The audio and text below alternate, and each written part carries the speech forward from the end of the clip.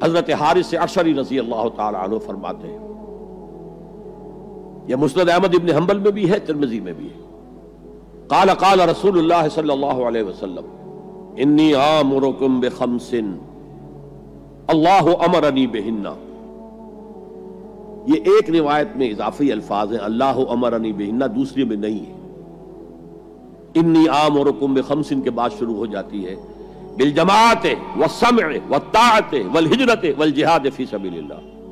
مسلمانوں میں تمہیں 5 باتوں کا حکم دے رہا ہوں، اور یہ حکم اللہ نے مجھے دیا ہے، حالانکہ آپ کو بھی حکم دینے کا اختیار ہے، لیکن آپ نے تاکید کے لیے کہا، میں اپنی طرف سے نہیں کہہ رہا، میں پہنچا رہا ہوں۔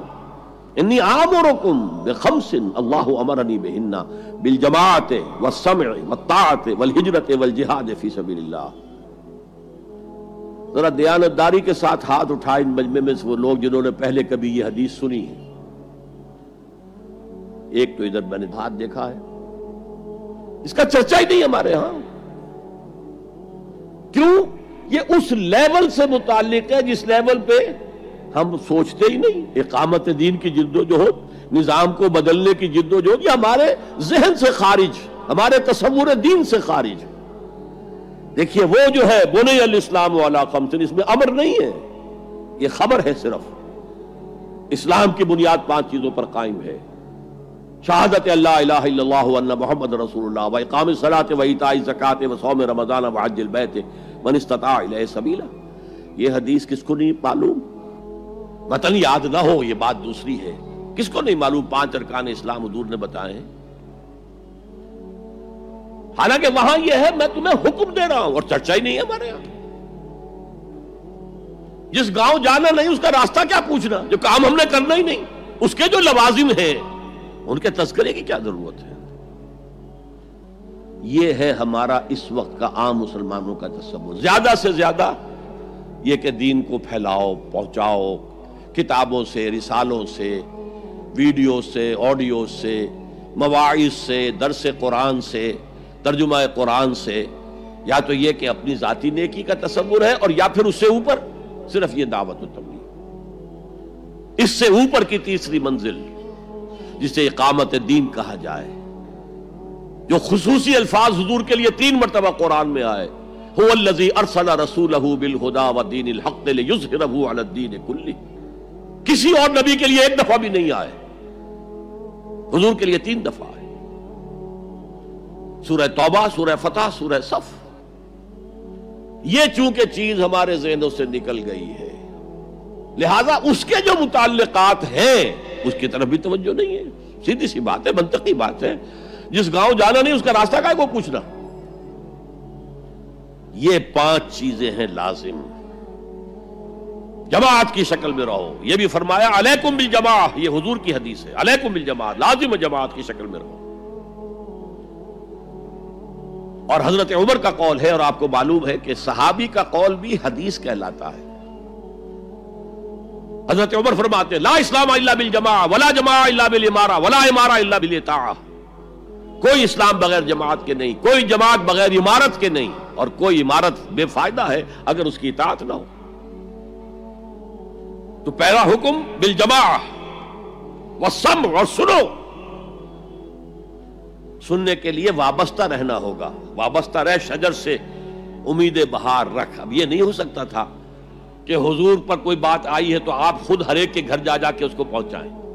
آپ وابستہ رہیں اس نظم جماعت کے ساتھ، جیسے کہ درخت کا پتا جو ہے اس تک بھی جڑ سے لے کر جو غذا آ رہی ہے درخت کے پتے تک پہنچ رہی ہے۔ تو پیوستہ رہ شجر سے امید بہار رکھ، اس پیوستگی کے ساتھ، تاکہ وہ سارے احکام آپ تک خود بخود پہنچے۔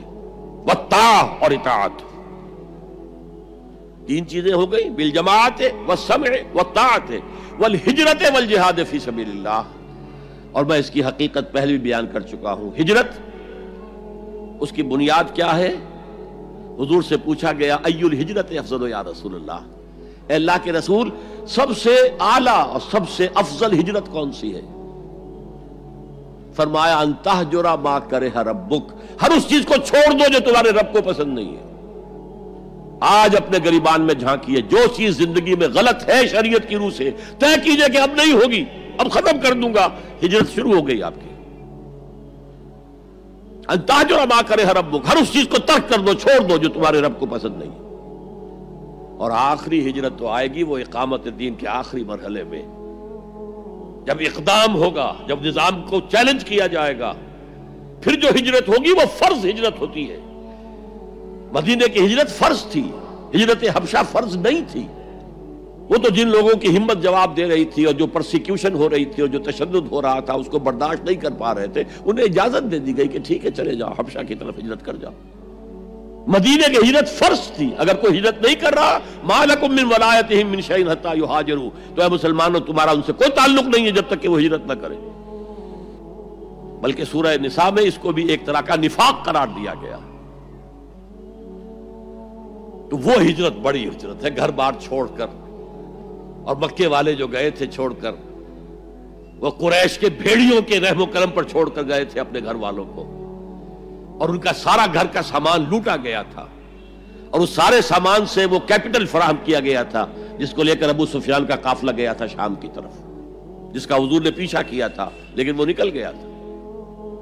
جب وہ واپس آ رہا تھا تب حضور نے پھر اس کو کنفرنٹ کرنے کے لیے مدینے سے باہر نکل کر پروگرام بنایا، لیکن وہ اللہ کو کچھ اور منظور تھا، ادھر سے لشکر آ گیا اور جنگ ہو گئی، جنگ بدر ہو گئی۔ تو ہجرت کیا ہے؟ شروع سے ہجرت کیا ہے؟ ان تہجر ما کرہ ربک، اور سب سے اوپر کیا ہے؟ گھر بار، اپنے آباء و اجداد کی وطن، جہاں آپ کے آباء و اجداد دفن ہے، چھوڑو، جاؤ، اور جاؤ وہاں جہاں پوری طاقت مرکوز ہو جائے تاکہ آپ نظام باطل کو چیلنج کرنے کے لیے ساری طاقت ایک جگہ جمع کر سکیں۔ اور جہاد پوچھا گیا ای الجہاد افضل یا رسول اللہ، سب سے افضل جہاد کون سا ہے اللہ کے رسول؟ فرمایا ان تجاہد نفسک فی طاعت اللہ، کہ اپنے نفس کے خلاف جہاد کرو، اسے اللہ کا مطیع بناؤ۔ وہ سرکش ہے، وما ابرئ نفسی ان النفس لامارۃ بالسوء، یہ نفس جو ہے امارۃ بالسوء، برائی کا حکم دینے والا، اس کے خلاف کشاکش کرو اور اس کو دباؤ، اسے اللہ کے سامنے جھکاؤ، یہ جہاد افضل ہے۔ اور بلند ترین جہاد قتال فی سبیل اللہ، ان اللہ یحب الذین یقاتلون فی سبیلہ صفا کانہم بنیان مرصوص۔ یہ ہے وہ حدیث جو ہمارے تصورات سے خارج ہو گئی۔